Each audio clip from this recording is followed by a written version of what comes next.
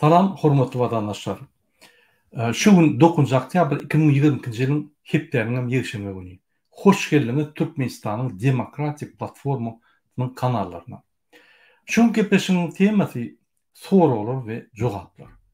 Ine men köp soralar alýan adamlardan we şolary bir jemläp iň esas soralara jogap berýän gelýär.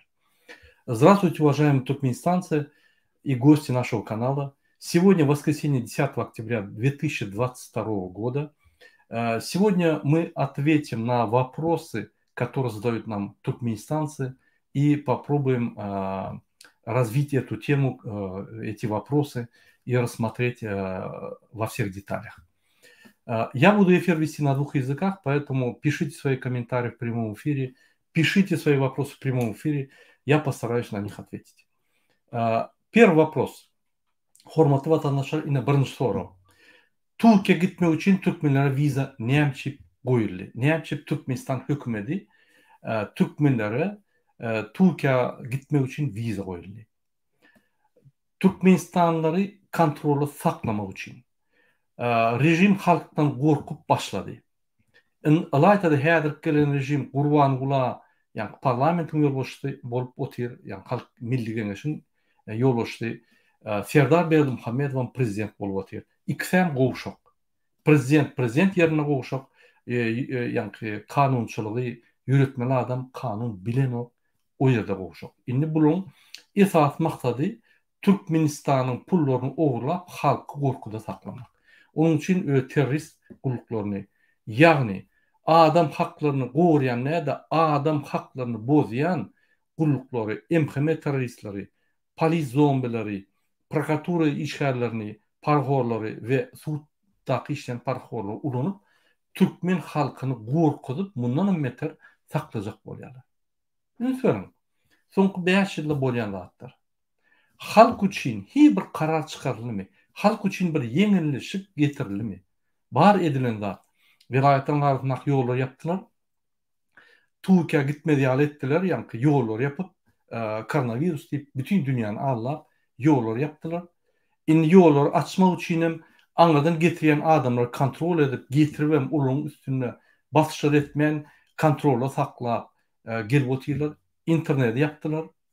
Oň daşyndan Türkmenistanyň adamlaryna daşarypda pasportlaryny uzatman nelegal ýagdaýda goýup, olar nelegaly getirip, olar ýani hem Türk hökümine basyş etdirýärler. Oň daşyndan häzir indi vizatnam, ýani Türkiýe esas adamlar giden soň şo ýerde bu adamlar azatlykda ýaşap, killeler açylyp başlan soň, olaryň azat bolup, azat sözleri aýdyp, öz pikirlerini aýdyp başlan soň şondan gorkup, ýani şo ýere gitmedi ýaly viza meselesini goýýarlar. Iň bir gülkünç zat şunam goýanlaryna biz halkymyza kömek edýäs. Biz halkymyz üçin hemme zatlary edýäs diýip ýani goýýarlar. Men bir geň görýän zadym halk üçin halka edilýär şu zatlar diýip halka garşy görüşýärler. Ine şu 5 ýylda halk üçin hiç zat edilmedi. Konvertasiýaga gurulun näme demek? Gurul studentler daşarypda. Olaryň jesedini getirden ok. Bizim halkymyz daşynda ölse, kömeksiz, zatsız Türkmenistanyň sosial problemlaryny prezidente derek çözüp, eşek ýaly işläp pul ýerde şolar gurguly agy işlerden ölse de şoň jesetlerini getirmek. Näme edildi Türkmenistan üçin? Türkmen halky üçin? Hiç zat. Näme edildi öz maşgalasy üçin ýani Gurbanguly bir adam üçin gurulan döwleti gurup öz maşgalasyna näme etdi? Oğluny hemme ýani vilayatlarda häkim edip, hemme ýerlerde vice-premier edip östürüp prezidente berdi. Öz doğan garnaşlaryny hemmesini çekdi. Öň özü pul ogurlayan bolsa, ýigynlary ogurlayan bolsa, inni Serdaryň gaýyn tarapy, gaýyn tarapynyň gaýyn tarapy, ýani ýigynleri, zatlary ogurlap köpedi. Indi bir ýere barsaň, men ýigynyň nemesinden, men gaýyn tarapyndan, men Serdaryň neme tarapyndan, men Serdaryň gaýyn tarapyndan bir düşürýär bolmady. Bu döwleti näme etdiler? Öz kuzugus milliýony geçirdiler. Şoň üçin biz ağzymyzy açyp otyrys. Biz şulara garap ini hükümet wa, döwlet wa, paragat asmanymyz wa diýip bizim ýaşurlarymyz diňläp, uhlap, botirsi bolyn. Bu haramzadalar. Bizim döwletimiz oglamaga aňyrda dursun. Tegi baylygy oglap tatmaga aňyrda dursun. Bizim haklarymyzy bozup, falsifikasiýa edip seslerimizi oglamaga aňyrda dursun. Indi bizi bytnadan. Ene bolup geçen zatlar. Indi muňun üstüne 4 sany halka garşy görüşen guruma, MHM terroristleri, polis zombilary, prokuratura paraxorlugy, sud paraxorlugy seretmen täze urgulluk döredip, migrasiýonlyk gulluk döredip, onam şu 4 sany guruma goşdurup, halka batyş edýän gurumalara goşdurup, midam goşdy. Indi midam immigrasiýonly gullugum halka garşy işlep başlady. 6 gulluk işleýär. 6 sany ministersiýa, 6 sany topor, giýje güni 2 sany A harpyna şermenine, öz halkyna garşy watan dönükleri Putinin ayagyny uwuşýan 2 sany adam halkymyza garşy görüşýär. Bul Türkmenistanyň halkynyň haklaryny, azatlyklaryny, mümkinçiliklerini ulotman gaýtyp peselip, guruma döredip, diňe şulara garşy, ýani halka garşy görüşdirýär. Onun üçin işleyen ol adamlar ulun idiot bolup kalýar. İdiot bolup barıp halky edýärlerde hezir edýärler. Parhorçylyk edip. Bu pikirden ok. Halky edersin görüň ýok. Ýöne sen durmuşyň kul bolýar. Sen çağlaryň durmuşy kul bolýar diýip. Bu pikirmeden. Ay şun pulumma men gülýaly istenip gerek gidibilýän, istenip nemäň meselen çözdürýän diýip pikir edýärler. Üstüne düşen wagty bilersin. Näme Türkmenistanyň kanuny işlenok, näme Türkmenistanyň öz hakyny gorap bolunok. Haçanla üstüne şu maşin, ýani ýürüýte guruluşdyrylan parhor sistematy düşenle taýgyňda düşerler. Ne şu ýaly bir adalatlyk döwlet gurup, 2 sany kezda ýolbaşçylyk edip, Türkmen halkyna mundan ümmeter interneti yapıp, ýani gözleri açylmady ýaly, uhuda oturýaly, hemme zatdan gorkup oturýaly bir birik halklar ýaly bir gowy halkdan iň bir özüni gorap bilmeýän ilat ýasamak üçin wiza berdi. Ene men 2 sözde düşündirdim şu zatları.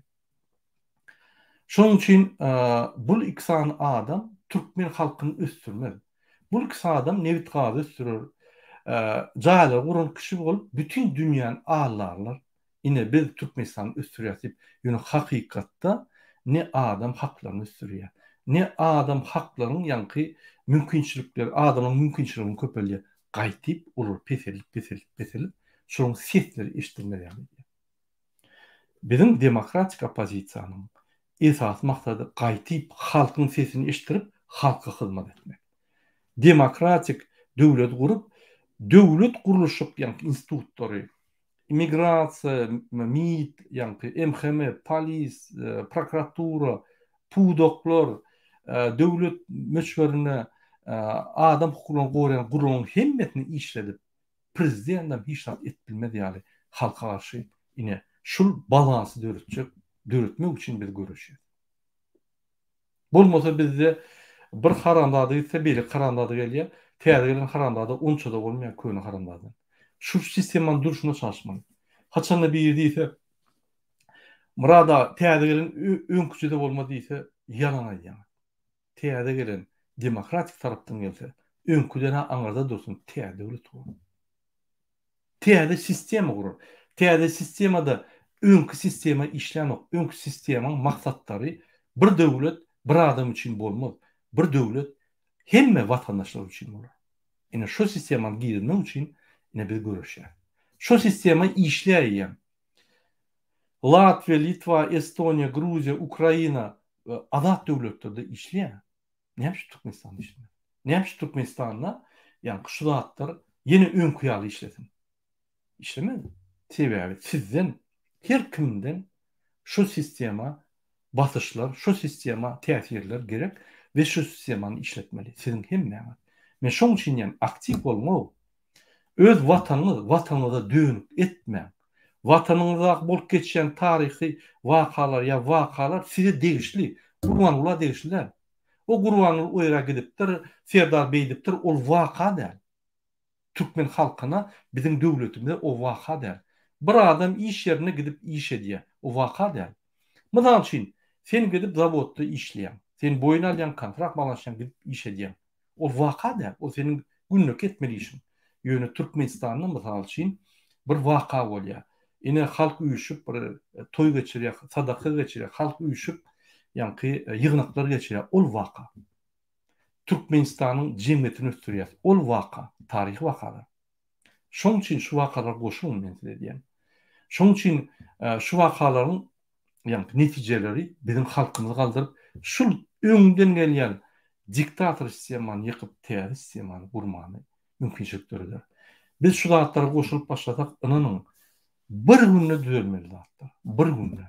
Bir günde biz düzelip, eger şu birinci günden başlap eýem özleşme bolar. Birinci günden başlap täzelikler bolar. Diňe gowy täzelikler. Pikir etmem, demokratiyada istenen adam istenen adam etmeli. Yok, konstitusiýa.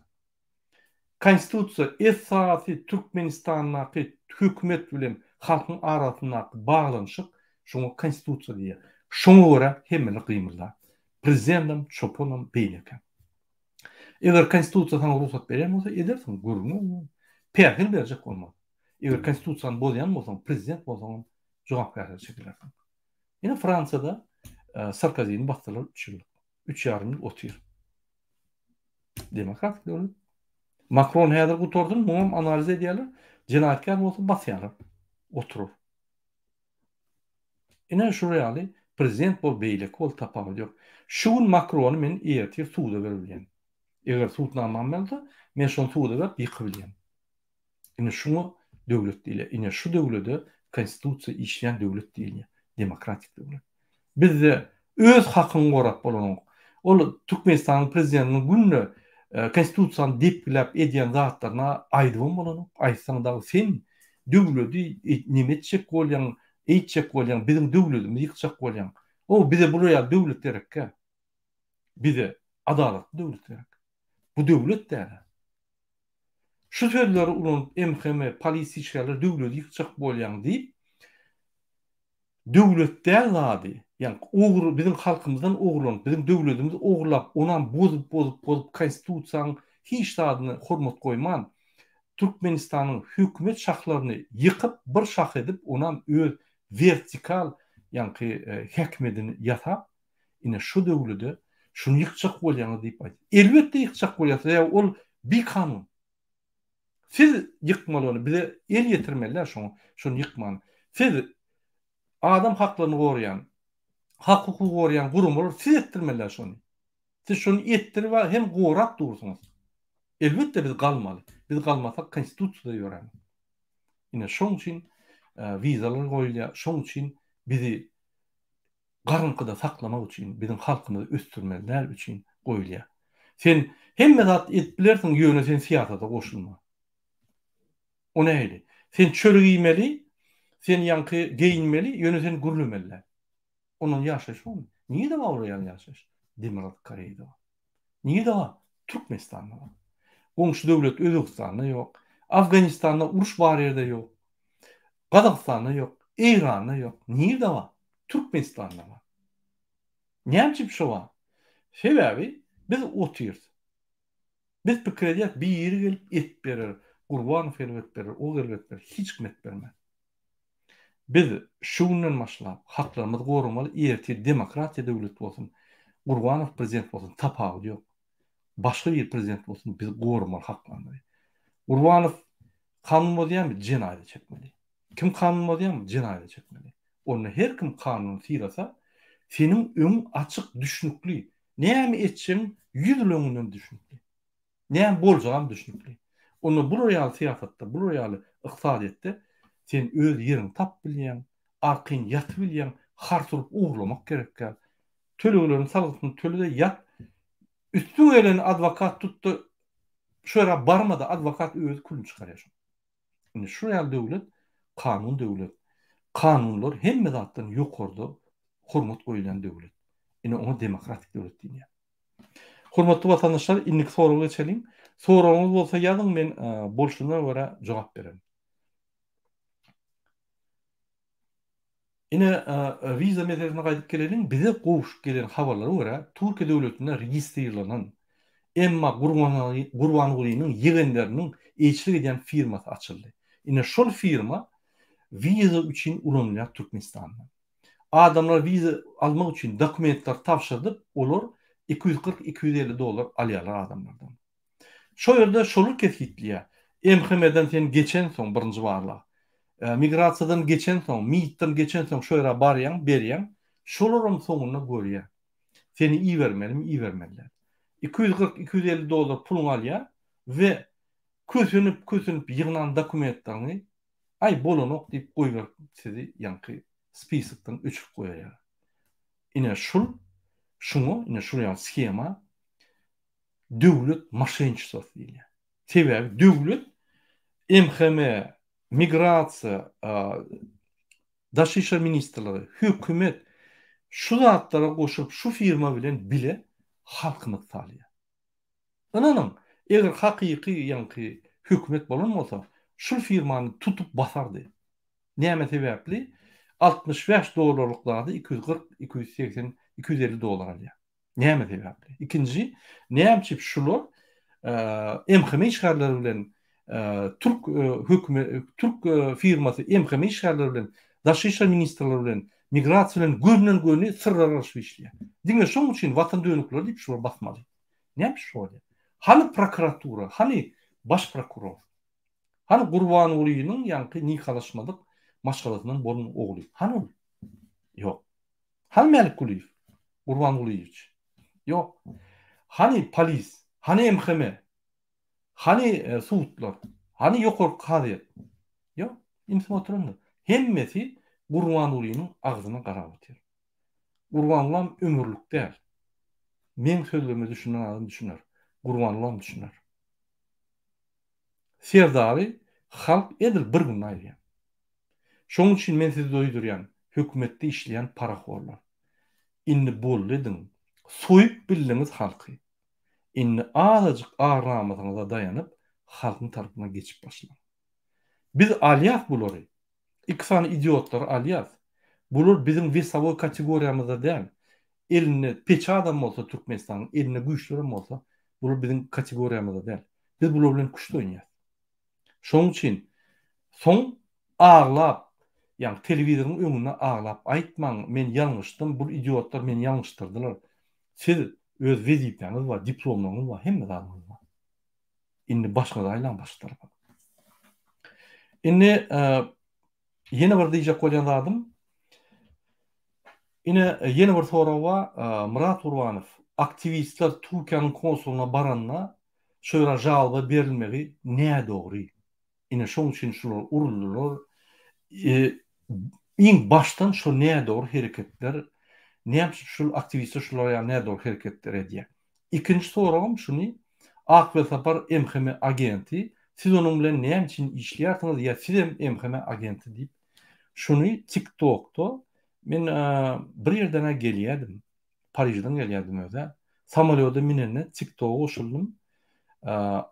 Soyunowyň komandasynyň, ýani toporynyň wekilleri maňa soraw berdi. Men jogap berip geçmedim, sen samolyotda bilýär. Ine men ýürüýte şoňa jogap berýän. Hormatly watandaşlar.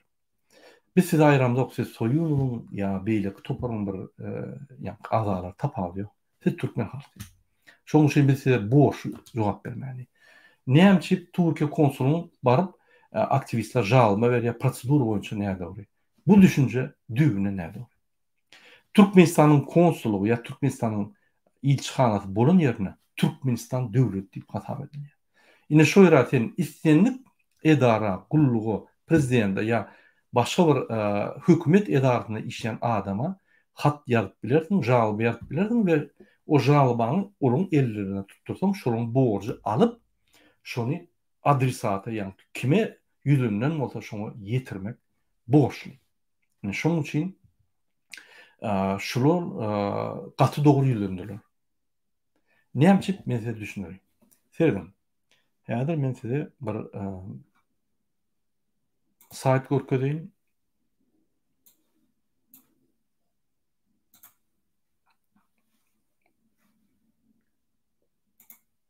Ünsverin vatandaşlar. Yine şu Rusya'nın Kremlin yürüte sayti. Yürüte yankı elektron görünüşte ilgide sizin жалоба yankı aşkaytın olsa elektron görünüşüne berip bolýar. Yine şöyle danlaryny ýadýan Prezident Rusya Federasyası Putin Vladimir Vladimirovich diýip ýadýan. Şöyle adresyny doldurýan we iň soňuna yankı ýadýan öz aýtjak zatlaryny. Yine şu ýaly mümkinçilikler bar internette üsün döwletlerde. Türkmenistan üsmedik, iýde galyp siýasat tarapyndan gömük döwlet bolan Türkmenistanda ýok. Ýöne bir ort saýty, ýani şu ýaly açypdyrlar bir ýerde. Men bilemok şu işläp bolýar, işläp bolmaýar. Ýöne bir saýt bar, istenik prezidente ýüzlenip bolýar şu ýerde. Şol Türkmenistanyň prezidenti bararmy şol, barmazmy? Men aýdyp biljekkä, ýöne bu hökümet tarapyndan gurulan zat däl. Biz dine hükümet bilen işlerini aramızda pasreylik olmalı. Dine hükümet tarafından kurulan yani elektron saytlarda işlemeli. Başka bizim alacımız yok. Yine şurada şu saytın bir gowudadı şurada жалоба var. Жалоба basýar şuraya seyrediýär, näme berýär. Yine жалоба basýan, yine жалобалар görünýär. Ýöne biz жалоба berjek bolsak yine şöyle написать новое письмо. Hop, yani yine жалоба ýat bolýan eken. Yine şu жалобалар şu saytda görünýär. Yine şurada men ýadýan mysal üçin Gurbanguly Berdimuhammedow siz näme üçin diktator? Biz sizden ýadadyk. Biz sizi kanun esasyna ayırıp pardon inşallah hadi men onu täzen ýazaýan. Wagt alaly sebäbi şu ýazat günü mümkinçilik ýok. Açyk eferde ýazmak. Gurbanguly Berdimuhammedow. Siz Türkmenistanyň diktatory. Biz sizi kanun esasyna ayırıp bilemzok. Haçan siz Türkmen halkyny azatlyga çykarsynız we özüňiz namusyňyza daýanyp atstavka gidersiňiz.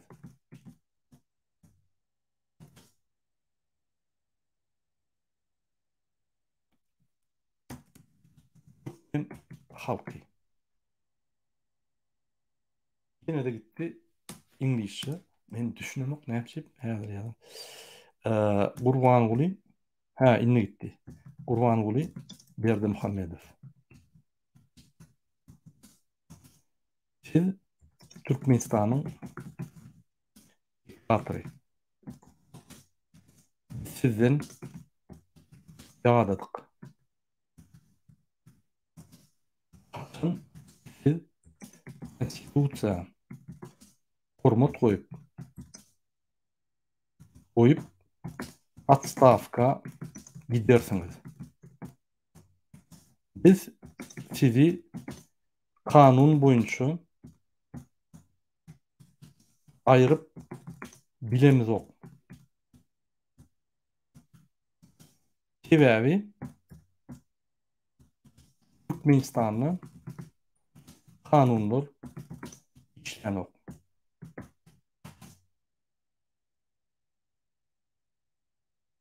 Stop diktator.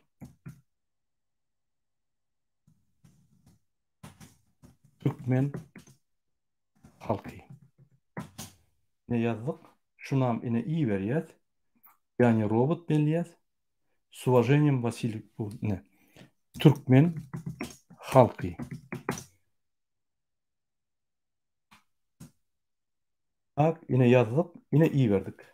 Näme gutarya seyredelim. Ваше письмо номер 56 680 принято. Спасибо. Каждое обращение важно для президента. Окей. Инетеридел çıktı mı? Уважаемый. Интек çıkmadır. Mümkün çıkar. Yine şuraya bu bir ofitsial saytda, bu bir birinin açan sayti olmalı sebebi Türkmenistan hükmüne değiştiler. Yani şuraya saytlarda жалобы berip bolya yönü baran barmadı men doğru belirtmeyi bilemem. Yine hürmetli vatandaşlar, men size görkezdim. Россиян saytlarına официально жалобы berip bolya. Turman hiç yere gitmen, üyüşüp ya yeki bolup tapalıyor. Yani Türkmenistan hükümeti katı idagalık bolan soň hiç mümkünçilik yok.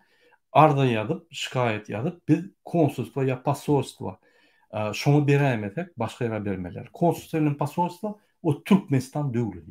Onu tapaw yok. Konsul olsun, pasol olsun tapaw yok. Ya konsulstva olsun ya da ilçhana olsun tapaw yok. Olar Türkmenistan döwletiniň vekilleri.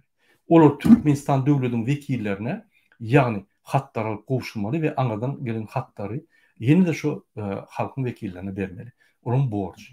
Şoň üçin aktivistler kanun bolmaly. Aktivistler hakiki etmeli ettiler. Sen yarına juristler amady, advokatlar amady ve pravzahimlikler amady. Olar yanlış bilmeýär. Indi ikinci soru Akbet Apar boýunça men şu soruga jogap bermäkem orçada bir düşündüreýin bolup geçen dağıtlar tebebi bizde ine mysal üçin ort dinleyijiler var, şular her wagt maňa diýär, Murat Gurbanow orçada düşündürüş beriň sebebi biz düşünýändik türkmençe. Maňa Ukrainadaky, Russiýadaky bir topar adamlar jaňyp haýyş edýär. Уважаемые туркменистанцы, я отвечу на один вопрос. Первый вопрос – это почему Туркменистан ввел визы в Турцию. Как вы знаете, Туркменистан вместе с Турцией имели соглашение о безвизовом нахождении туркменистанцев в течение 30 дней в Турции. Но по настоянию в течение полугода и давлению Туркменистана на правительство Турции Туркменистан выделил специальные деньги, закрытые деньги для бизнесменов Турции, для бизнесменов Эрдогана, и тем самым надавил на правительство Турции и ввел визы для граждан Туркменистана. Обратите внимание, Эрдоган хочет построить Туранское объединение, хочет, значит, между ними открыть визовое пространство, сделать, значит, эти государства должны без визы ездить друг другу, помогать друг другу, защищать друг друга, общей экономики и так далее. Эта идея Ататюрка реализовывается Эрдоганом на протяжении 15-20 лет. И в это же время Туркменистан, обратите внимание, туркмен это значит я туркмен, я турк. То есть самая близкая национальность к туркам это туркмены. Одни из близких. И территориально, и туркмены. Наш язык похож немного, после Азербайджана мы близкий, похож на язык турков. Но тем не менее против нас, значит, вводят визы в Турцию. По наставлению Туркменистана. То есть Туркменистан в целях помощи гражданам Туркменистана, упорядочения, усовершенствования, значит, процедур между Турцией и Туркменистаном для облегчения для туркменских граждан вводит туркменские, то есть турецкие визы. И более того, что оно еще делает? Это диктаторское государство у нас отняло все. Фальсификация выборов, передвижение между вилаятами, то есть с одной области в другую область перейти нельзя. Иногда между этрапами даже невозможно. Интернет полностью закрыт. Если он открыт, на несколько дней все сайты основные закрыты. YouTube, Facebook и так далее, и так далее, и так далее. Все отслеживается максимально, все контролируется максимально. Кроме этого, нельзя выехать из Туркменистана. Они Туркменистан превратили в тюрьму, и выехать оттуда нельзя. Чтобы выехать, надо внутреннюю визу получить. Вам смешно будет, вот кто меня смотрит с других стран, внутренняя виза, это ты должен в миграционную службу прийти, получить визу, то есть разрешение. Ты пишешь цели своей поездки, они там смотрят, совпадает ли твоя цель поездки с государственной программой. Да, тебя отпускают. Но там очень много коррупционеров, там, поэтому с их целями тоже должно совпадать. То есть ты должен взятку дать там до 3000, до 3500. Далее, Министерство иностранных дел тоже дает разрешение. Какое имеет отношение Министерство иностранных дел к твоей поездке в Турцию, я вот никак не могу понять. Но в идиотском государстве, где идиоты управляют страной, отец с сыном, это нормально. Далее, служба национальной безопасности проверяет, насколько ты можешь поехать, ты можешь там надышаться в Турции свободным воздухом и прийти потом в Туркменистан, уже не слушать основную программу передачи, Ватан-программу, где ложь идет, не останавливаясь. То есть ты выходишь из разряда людей, которые беспрекословно исполняют желания государства, желания правительства, желания президента. Поэтому они смотрят, ты в доверие входишь или нет, они могут тебя зарубить в любой момент. Может быть, ты даже в их списках. После этого прокуратура, Дом правления, там куча справок собираешь. И самое смешное, племянники президента Туркменистана открыли фирму в Турции, ее поставили как основным оператором по получению визы. Если виза стоит официально $65, туда ты должен заплатить $240-250. Обратите внимание, ты собираешь все документы, в Дом правления взятку даешь, справку берешь, в Хакимлике, там, в мэрии взятку даешь, справку берешь, собираешь, приходишь в иммиграционную службу, там даешь взятку, тебе дают разрешение, потом в МИД идешь, там даешь взятку, берешь разрешение, в МХМ идешь, там даешь взятку, берешь разрешение, приходишь туда, платишь $240, и они могут сказать, нет, не получится, мы не можем вам дать. Тогда они все твое протраченное время на смарку не возвращают $240-250, которые ты заплатил. Это называется государственное мошенничество.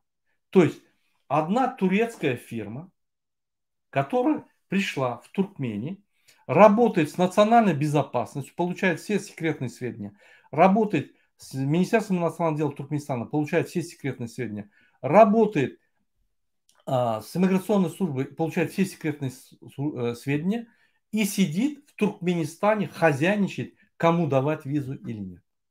Смешно? Да. Вот сотрудники иммиграционной службы, сотрудники национальной безопасности и сотрудники Министерства иностранных дел по-нормальному должны сесть в тюрьму за предательство.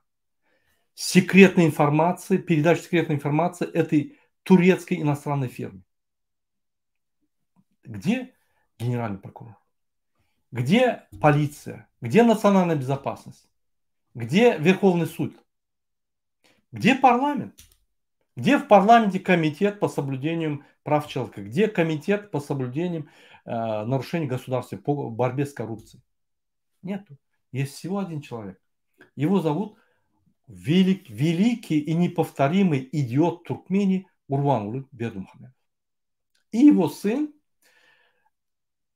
в 2 раза больше идиот, потому что он как пришел, сразу начал свои идиотские законы, значит, издавать. Наркоман. Ничего не понимающий в государственной службе, ничего не понимающий в государственной деятельности Сердар Бердымухамедов, который просто тупо каждый день идет к отцу и исполняет его приказы. Они превратили туркменское государство в частное предприятие, индивидуальное предприятие, которое называется Бердымухамедов. Официально Туркменистан, а неофициально Бердымухамедов. Поэтому и визы ввели, поэтому ограничивают все выходы туркменистанцев из Туркменистана. Для того, чтобы дальше держать, запугивать и держать народ в заперти. Вот почему вводятся визы в Турцию. Нигде, вот все страны могут посещать Турцию с 30-дневной, значит, посещением без визы свободно. Даже Афганистан, Иран, арабские страны, любые страны. Но Туркменистан, он выделяется от других стран, потому что он большими темпами идет вперед, у него политические реформы идут, и он как бы для улучшения и обеспечения блага людей туркменистанцев вводит визы. Идиотское правительство? Да. Идет управлять страной? Да. Попробуйте доказать, что это не идет. Вот. Потом следующий вопрос мне задали, вот наши туркменистанцы, они задают вопрос, в августе месяце группа наших активистов, ДВТ-активистов с правозащитниками пришло в Генеральное консульство Туркменистана в Стамбуле и подали жалобу на имя президента. они были избиты заместителем генерального консула кастетом. Там были дети, женщины, значит, мужчины. Разницы нет, они избили. Напали на них, избили. Дети до сих пор боятся, им психолог нужен. Но никто на это не обратил внимания. Мы везде написали письма, мы везде объяснили, идут большие давления, и идет большое давление на государство Туркменистан. Теперь активисты оппозиционной группы какой-то под руководством Суинова и Клымова задают мне вопрос. Это было в ТикТоке. На каком основании вот эти активисты пошли в консульство передавать жалобу? Это не процедурно, это неправильно. Я поясняю, что независимо это генеральное консульство, независимо это посольство какой-то страны, оно вправе представлять, оно должно представлять интересы государства и государственных предприятий, которые находятся в Туркменистане. То есть в Стамбуле люди официально могут обратиться с письмом на имя президента в генеральное консульство, так как нету другого пути обращения, и это единственное правильное решение. Поэтому ничего не нарушено, процедурно все правильно и все по закону. Они защищали свои конституционные права обращения к президенту. Они исполнили их конституционные права генеральное консульство нарушило, потому что любая жалоба в адрес президента им потом по шапке дадут за плохую работу. Поэтому они, значит, избили наших активистов, граждан Туркменистана. И это письмо, естественно, не пошло президенту Туркменистана. Ilk soru şol Ak ve Sapara boyunca yine berdiler, men şol geçeyim. Ak ve Sapar agent MHM, siz onun bilen näme işleýärsiniz, siz hem agent MHM. Siz öz durmuşunuzda agent MHM'ni gördüňizmi? Siz öz durmuşunuzda izolatorda MHM'nin izolatoruna oturup gördüňizmi? Siz öz durmuşunuzda MHM agentler bilen görüşüp gördüňizmi? Men size aytyp bereyim. MHM agenti işe gelenine gol çekýär. Beýleki darlar ýaly. Ine mysal üçin sen bir ýerde ýollaşyp boljakmy? Sen gol çekýär. Ýöne MHM agenti konstitusiýa boýunça kasam içýär. Kasam alýar.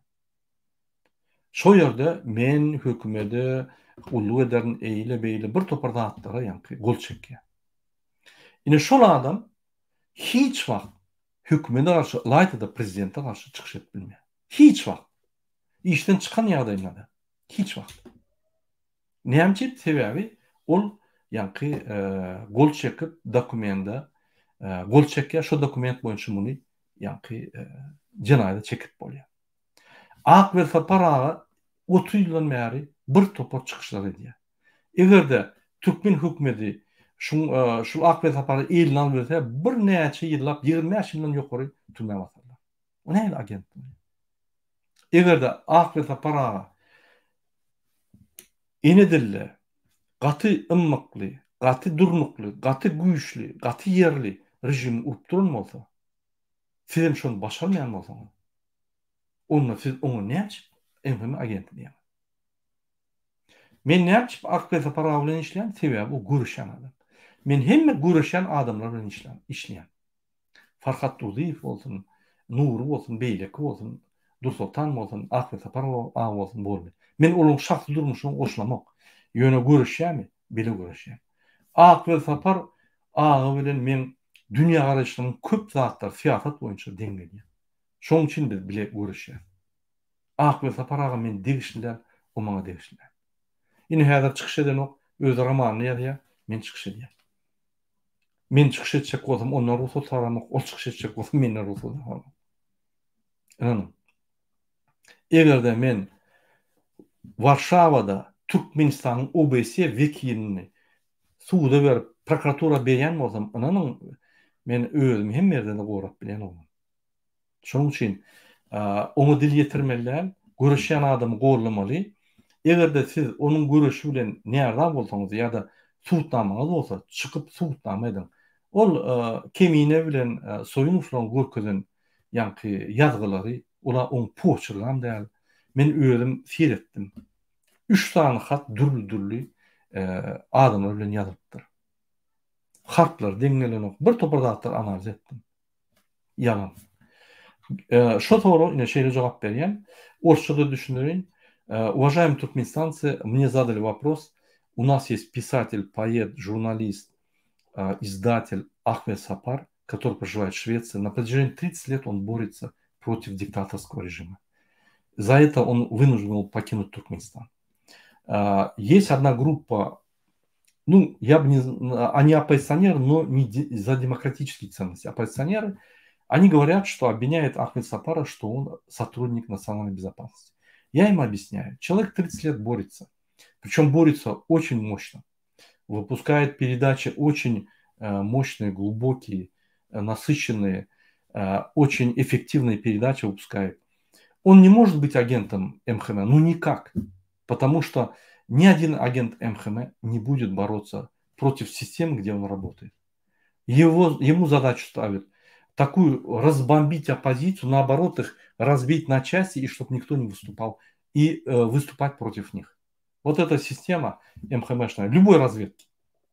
Поэтому вот я могу назвать открыто Сапар Мурадов, Рюшен Кличев и тому подобное, это настоящие агенты.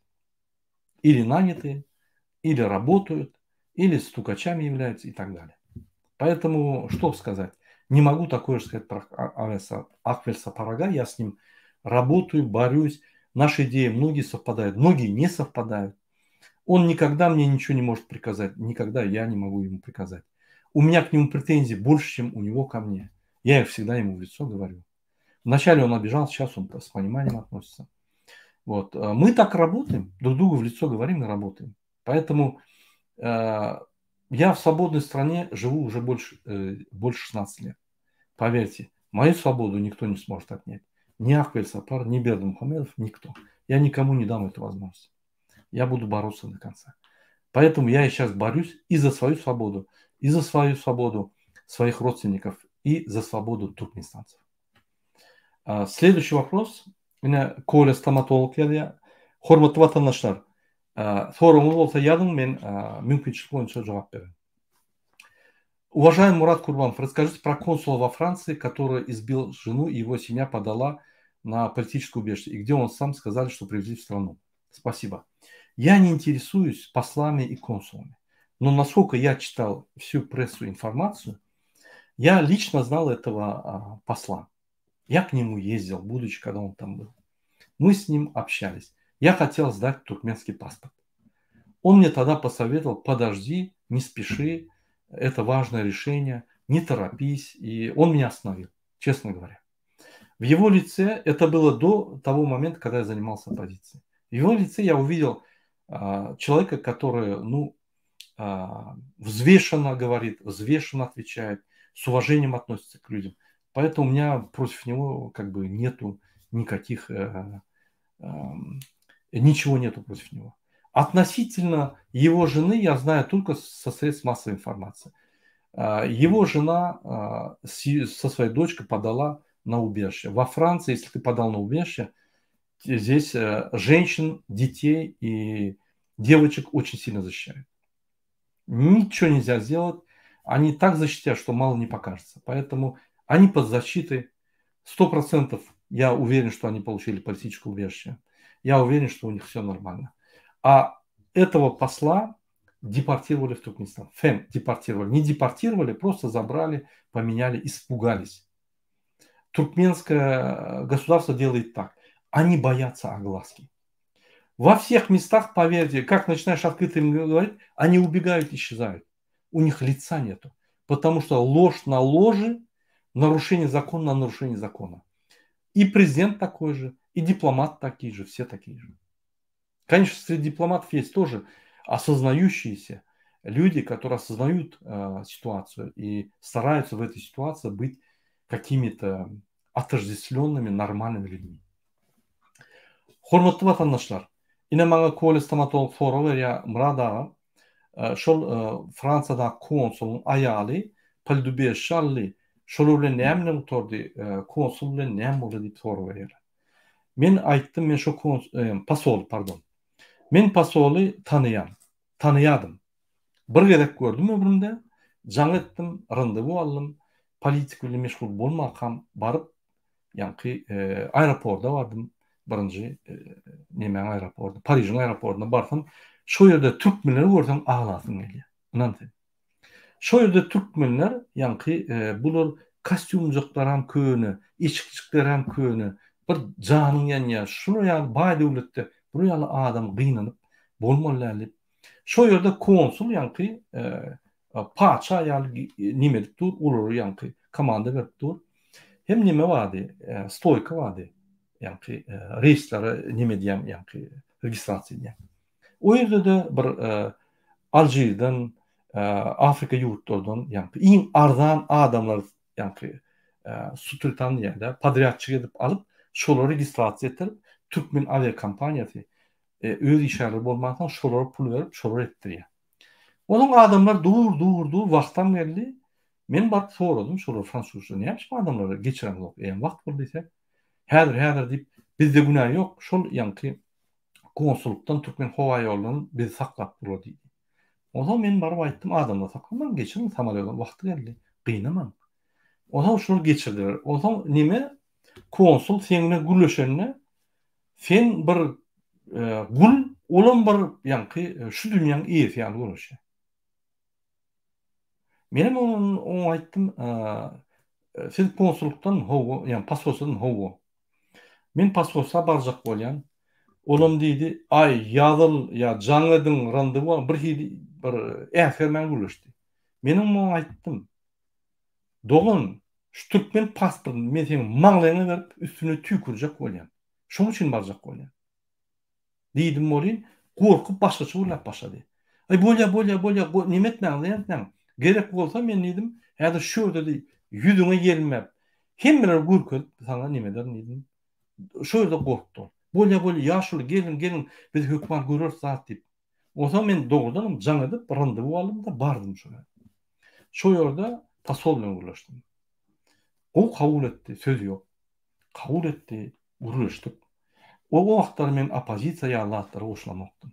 Men düşündim, öýmen gidilmän bolsam, bu pasportyň maňa geregi ýok. Men size tapşyrjak bolýan zat diýsem, şo diýdi, tapşyrmaň entek hormat goýup gürledi. Entek hemme zat gowlaşar, ýollar açylar, hemme zat gowurup tapşyrmaň diýdi. Ay bor diýip menim goýdum pasporty, şonuň bilen gep görüň oturdy. Men opozisiýa däl, ol bir neme däl, bir arkyň gürleşdik. Ol şo urun oturdy, menim pasportymy goýdum. Hiç zat neme etmä. Inni men şol öz dünýä garaşym boýunça, öz baha berişim boýunça serisen bir durnukly adam aýdýan zatlaryny tammy, diýen zatlaryny ýanky hakykatma, normal adam ýöne maşgala bilen her kimiň problemasy bolýar. Men subut etbiljekkä ýa men bulary ýanky justisiýa etbiljekkä sen dogry aýdy, bu dogry edip o aýal näde dogry bilemok.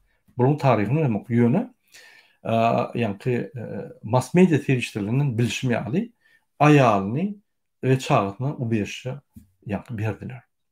Şol adamy Türkmenistan hökümeti gorkup şol aýaly bilen gyýdy bir ýerden çykyp ulamedin diýip onu Türkmenistana gitdiler. Ine şo ýerde ilçihana ýoluş çalyşdy. Ondan soň men jaň etdim bir kerek ilçihana, senin bilen normal ulaşýarlar, senin bilen neme. Sen Ýewropada Türkiýe ýaly, oraya et bolmaýar. Oraya etsen maskaraň berýärler. Kanlyk iş ýalardy. Ine şo ýaly men diýiljek, başga zat goşuljak, men bilemok.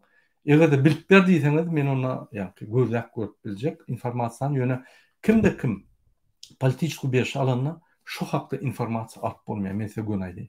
Türkmen hökümeti alyp bolmaýar, menim alyp bilmeýär, hiç kim alyp bilmeýär. Sebäbi olar hökümetiň gorugynyň aşagynda.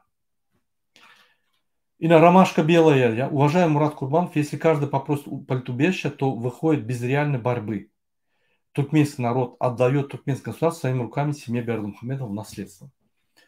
Да, но в этом вы правы, но я не думаю, что даже 5% туркменистанцев не смогут как бы попросить политическое убежище. Кто-то боится, кто-то не хочет, кто-то хочет возвратиться потом в Туркменистан и так далее. Поэтому эта маленькая категория лиц, оно не помешает ни диктатору дойти до своих целей, ни туркменскому народу встать и добиться успеха. Поэтому вы не думаете, что массово все побегут. Нет.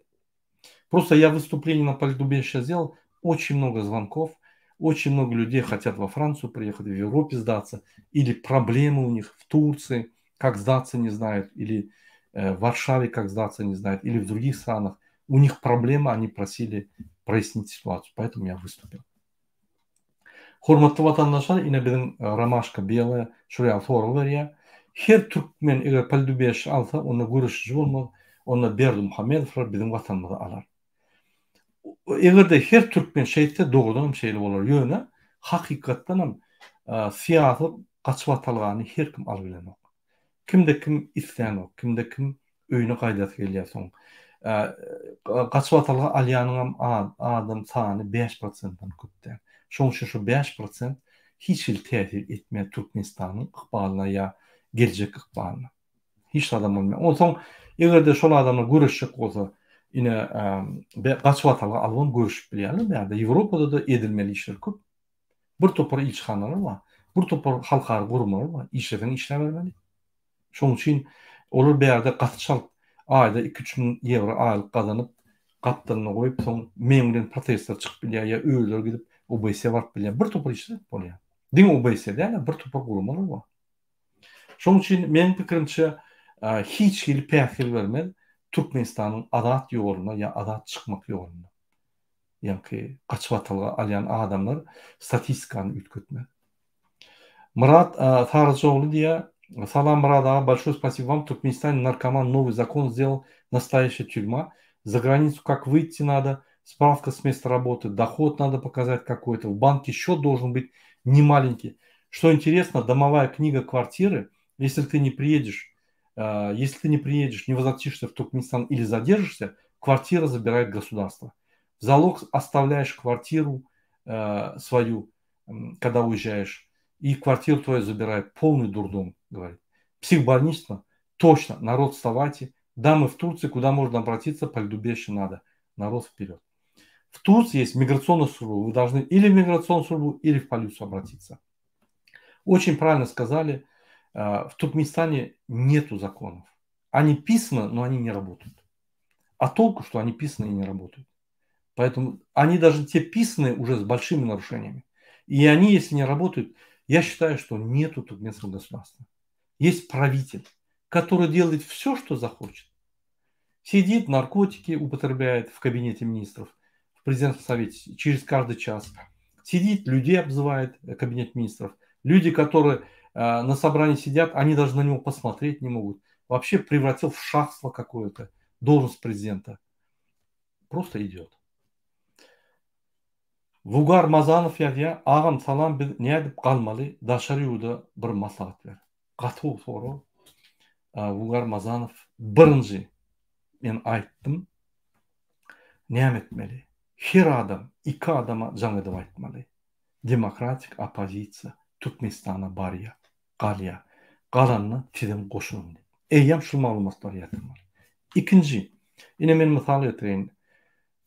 Bizim aktivistlerimiz, yönü Türkmen gражданları imodan jaň edip, beýleki telefonuna YouTube'u açıp, öz dogun garnaşlaryny iştirýärler, çykyşlaryny. Etmeli şunu. Birinji biz informasiýany ýaratmaly. İkinji, eger halk taýýar bolsa biz baryp adamlar kaldyrmaly. Bolmaly. Ine ýöneköy mesele, ýöneköy çözüldi.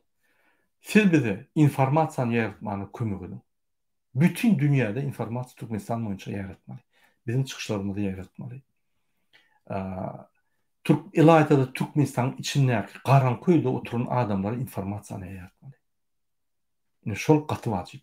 Onuň her bir Türkmen başga Türkmenlerle gürleşip, içara sırları alışıp, ýa-da siýasat tarapyndan ýa-da hususiýetde ýagdaýlar düşünşip, şu Türkmenistanyň döwleti ýalňyş tarapa barýanlygyny suud edip ýa-da dogry tarafa barýanyny suud edip açyşmaly. Ol gaty wajyp mesele. Soň şol adamlar galmaly. Şoň üçin şu zatlary hökman düşündürşler geçirmeli. Araňyzda. Şol iki zady eýýäm şol aýdyn zatlaryň 3-4 aýlyk iş bolýar. Operativny işler, protestler, mitingler, o zatlar biz edenimizde goşuň tapawut ýok. Onun üstüsüne. Вот Югар Мазанов спрашивает: здравствуйте, Как нам за рубежом подняться, что нам надо делать? Я им объясняю, в первую очередь надо всю информацию по Туркменстану, значит, доводить до туркменистанцев, которые внутри Туркменистана и которые снаружи, которые не хотят слышать, не хотят вмешиваться в политику, мучаются, ходят. Вот с ними надо найти общий язык. Надо объяснить, сесть и переговорить по политике. Почему мы не вмешиваемся? Почему мы так плохо живем? Что мы здесь делаем? Даже здесь в Турции нас уже преследуют. Надо возвращаться и наладить там, где мы должны жить. Надо объясниться с ними, хотя бы на уровне понимания. Потому что вот на это понимание мы потом наложим развитие. Второе.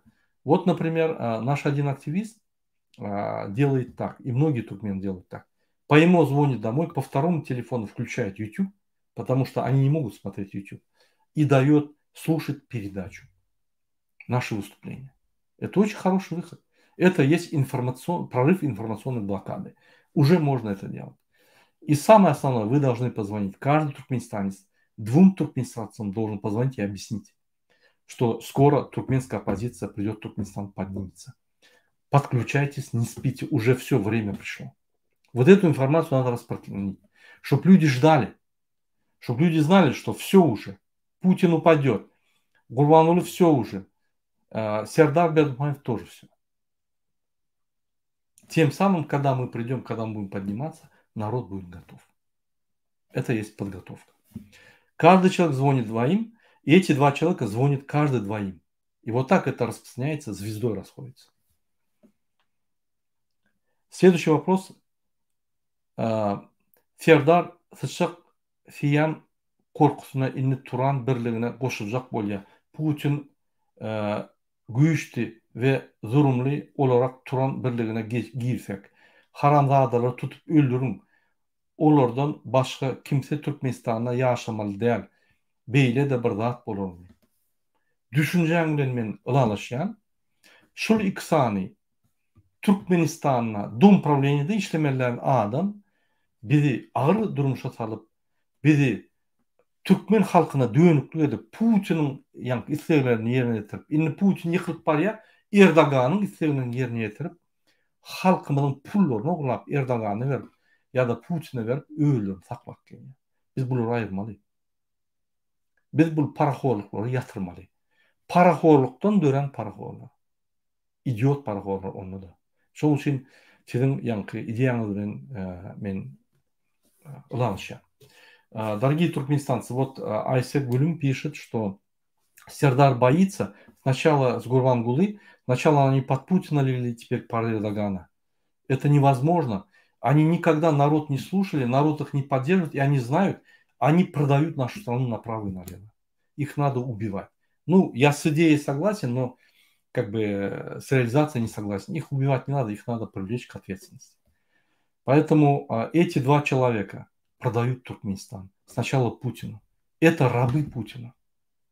Это стратегические партнеры Путина.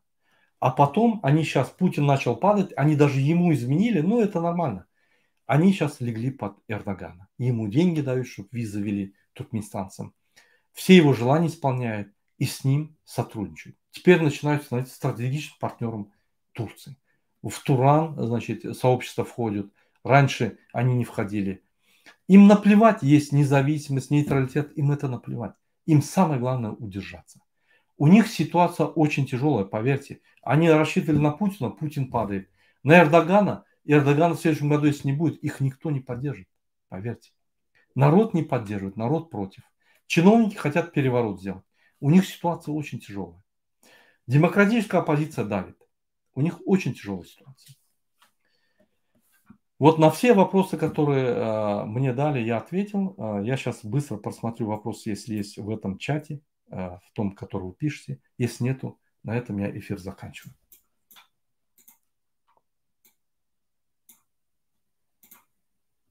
Мурат аğa gumaktan başka zat bilen ok, bu samsık tohum o jaylarına da dine öz yallakları yaşaya, boş duranlarından da hayırları yaşanıyor. Ama buradan Türkmen halkına yok, hiçlat ve Türkmen devletine yok, hiçlat. Ol gurulayan binalar ananın, eğer de başka bir prezident olan olsa, şu binalar beyaşa küpürleyen. Bir jaý bolýan bolsa 5 jaý bolmaly. Şul Aşgabatda jaý bolýan bolsa hökman şoň puluny, ýani şul sarp edilen puly Balkanda, Daşygyzda, Çäjede we Marda gurulmaly jaýlar. Bular bir ýerde gurup galan pullaryny oglýarlar. Nähili peýda bolsun Türkmenistanda? Hiç.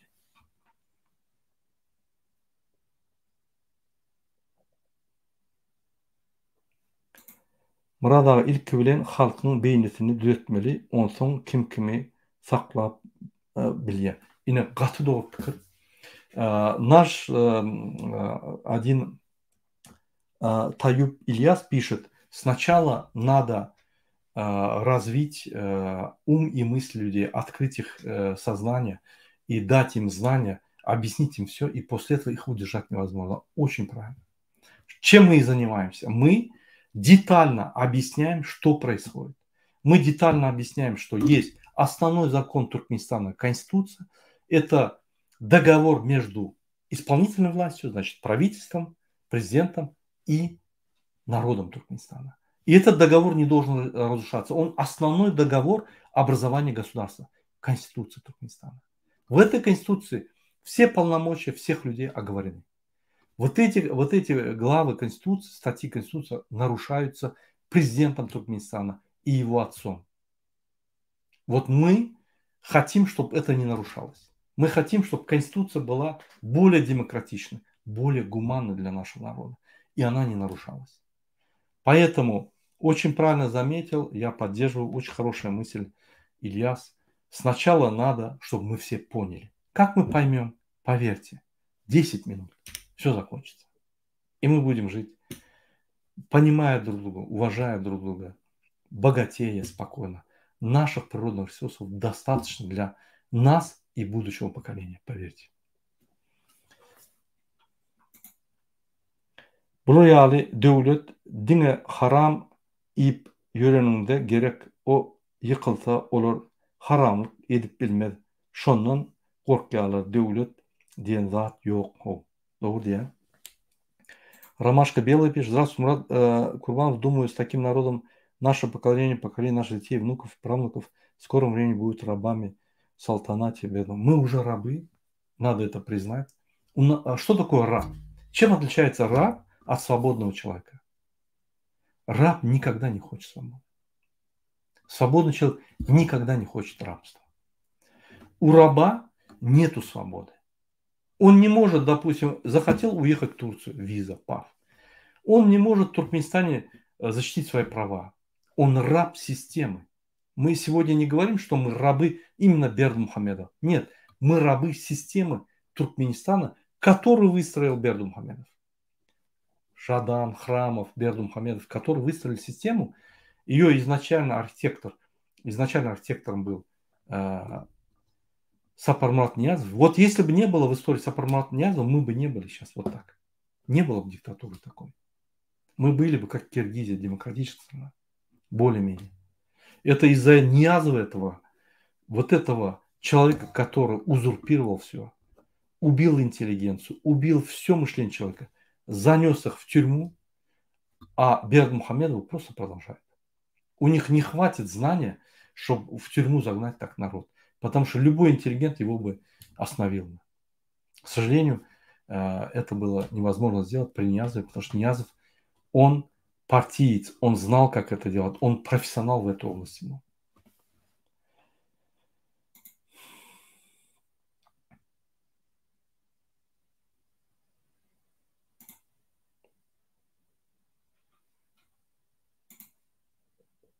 Требовать свои права значит добровольно сесть в тюрьму. Поэтому народ давно уже пора понять, что только они сами могут свершить свою судьбу. Абсолютно согласен с мнением.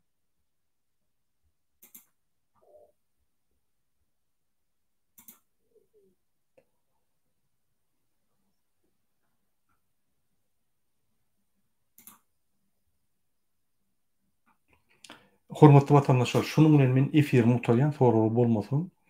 Siz ýazyp bilersiňiz, men siziň soragyňyzy indiki efirlerde ýa-ni jogap berbilen. Vatandaşlar, biz sizin üçin işleýär. Biz size hyzmat edýär. Ýöne biz özümiz hiç zat oňurulmaz. Eger de siz bizi gollamasaňyz, eger de siz bize goşulmasaňyz, biz döwlet meçhöründäki meseleni şu diktatorlary aýryp, diktator sistematyny ýok edip, täze sistema dikildik bilmez.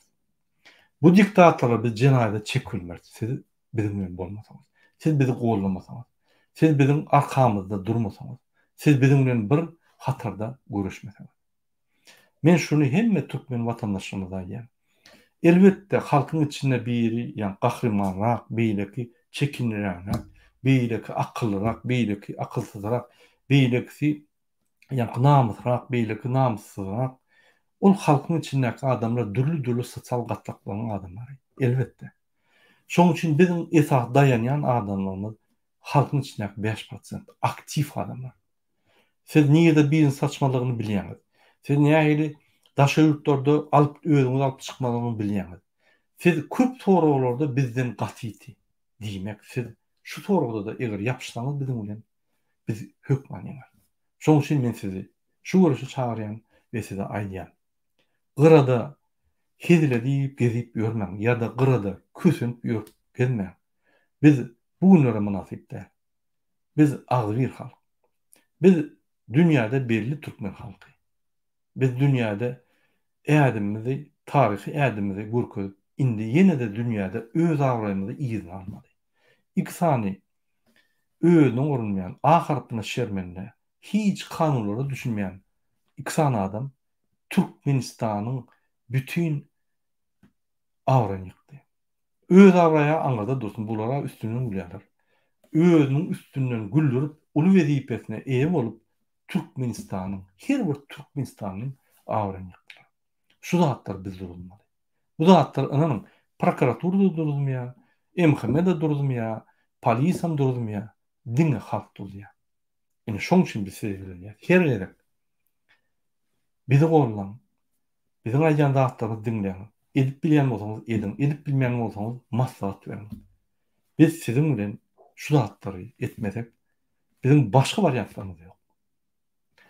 Bizim ýanymyz üçin, bizim idarlarymyz üçin bize öz tekliplerini berýän üçin köp taňyrkatyn. Men size birinji bilen jansylyk arzu edýän, ikinji bilen azatlyk we adalatlyk döwletde arqyn maşgalan arasynda dogun, garnaşyň arasynda beýlik halklar ýaly bagtly ýaşamagy arzu edýän. Sag bolun.